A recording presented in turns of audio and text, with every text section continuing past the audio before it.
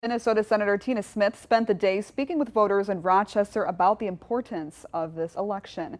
And she was joined by other Democratic candidates running for the state's House and Senate seats. Fox 47's Maria Bray shows us how DFL candidates are trying to sway voters to vote blue.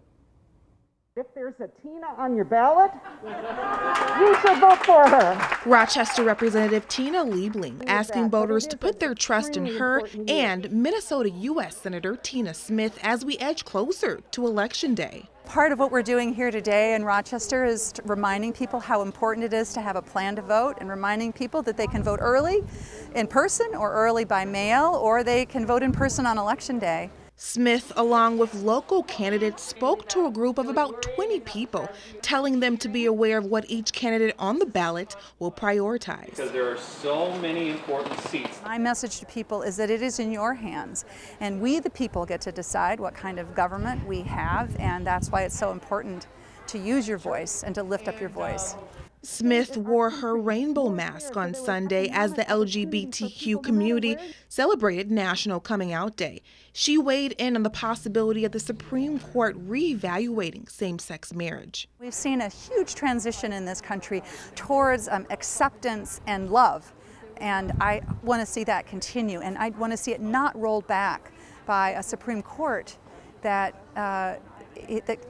could roll back those rights, depending on what happens with this next Supreme Court nominee. And for 18-year-old Rachel Zhang, she says she's doing her part to make sure her peers cast their votes and know who is on the ballot.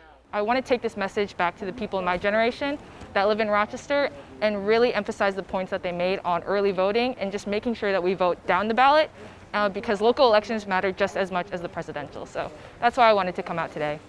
In Rochester, Maria Bray, Fox 47 News. And Smith also spoke with voters in Albert Lea. She's running against Republican candidate Jason Lewis. And in a press release related to the Supreme Court topic, Lewis says, quote, Senator Smith is following Joe Biden's lead by refusing to tell voters whether she is on board with Democrats' radical plan to pack the Supreme Court if and when Amy Coney Barrett is confirmed, end quote. Packing the court means adding judges to the court.